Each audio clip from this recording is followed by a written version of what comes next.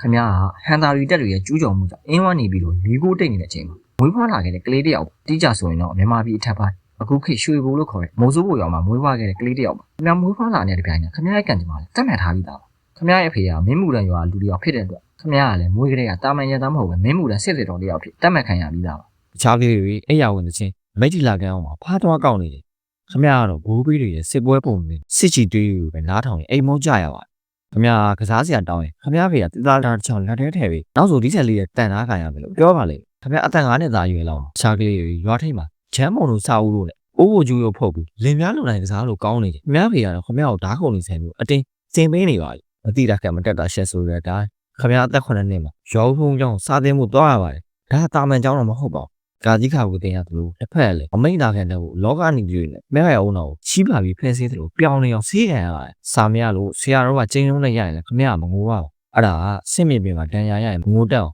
လေ့ကျင့်ပေးရလို့ပြောပြီးဖြည့်သေးရပါသေးတယ်ညနေဆောင်အိမ်မရောက်တာနဲ့အိမ်ရှိမြေခွက်လည်းမှာခမရဖေကခမရကိုမြမသားခန့်တို့ခန့်ရှိဓာတ်ခုံကြီးစံတန်းကြီးနဲ့လှန်ထုံးကြီး38နည်းခမရလက်ဖွားတွေမှာအရေးကြီးဘူးတွေပေါက်ပြီးမာကျောလာတဲ့အထိလေ့ကျင့်လာရပါတယ်ခမရရဲ့ချက်တော့လက်တီတရောင်တွေနဲ့တူလက်ဖွားတွေအရွယ်နဲ့မလိုက်အောင်ကျန်းတန်းလာခဲ့ပါခမရဖေကတော့လေ့ကျင့်ရင်ချက်တော့တွေနားလို့ငိုနေတဲ့ခမရတို့တွေ့နားအောင်လာသားလေးအတော်နာနေလားဆိုဂျပန်ပိုင်းရဲ့ဒီကိုဖန်ချမ်းနှစ်ချက်ကျွေးပြီးနှစ်သိမ့်ပြတတ်ပါသေးတယ်အသက်15နှစ်ရွယ်ပါခမရဘွားရဲ့အကြီးမားဆုံးဆန်းတဲ့ချက်ရောက်လာခမရယောက်ျားဖြစ်ကြောင်တက်သေးပြရပါအောင်အဲ့ဒါတော့ခါကနေဒူးစစ်ထိ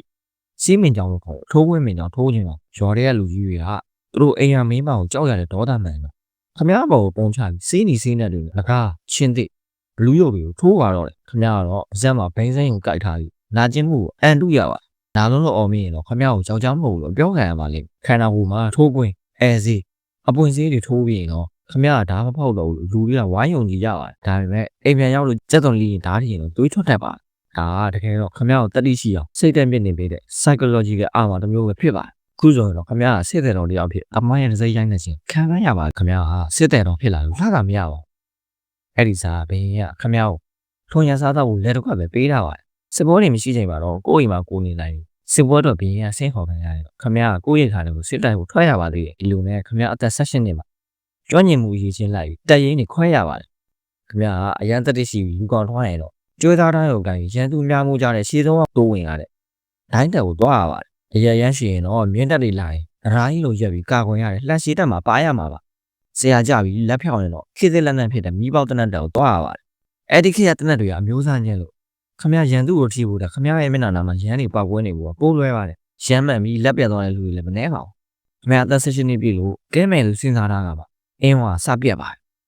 ဘကိုးခန္ဓာလူတက်ကိုလည်းအထက်မြန်မာပြည်ရွာပေါင်း46ရွာလက်နက်ချခဲ့ကြပါတယ်ခန္ဓာလူတက်မင်းတလက်ပန်းကနောက်ဆုံးတော့ခမရနေတဲ့မုံစိုးကိုရွာကိုလည်းအညံ့ခံဖို့စစ်သားရောက်လို့လွတ်ပြီးရာဇသံပို့လိုက်ပါတယ်ဒီရဲ့ခမရရင်လူတယောက်ရောက်လာပါ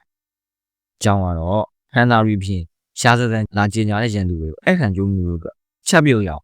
ရွာလူကြီးဥအောင်စီကခေါ်ခိုင်းလိုက်တာပေါ့ဒီလိုနဲ့ခန္ဓာလူရန်သူတက်တာတွေထမင်းစားဖို့ပြင်နေတော့ဥအောင်စီကနဲ့ရွာသားတွေကဘာမှပြောညံမပြောတော့ဓာတ်နဲ့ထွက်ခုတ်တော့တာပါခမရကလည်းဘူးမသိပါဘူးနဲ့စုံကြီးဝင်တော့ပါရန်သူတက်တာအယောင်လေးတယ်လို့လည်းအနှိမ့်စာတော့နဲ့အိဆာရှောကုန်ပါတယ်အញ្ញံခံမှုမြင်လိုက်တဲ့ဥအောင်စီရောက်ခန္ဓာလူပင်စင်ပြူရှင်ပညာတလဘောကထွက်ပါတယ်ဒီလိုနဲ့စစ်တင်တာပြီးတက်မင်းတက်လက်ပန်းနဲ့မွန်တက်သားထောင်ကျော်မုံစိုးကိုရောက်သိမ့်မိုက်ကိုဆေးလွတ်လိုက်ပါတယ်ဒါကိုကြကြချင်းပဲရွာလူကြီးဥအောင်စီကလည်းခမရအပါဝင်ရွာတွေကတခြားတက်သားတွေကို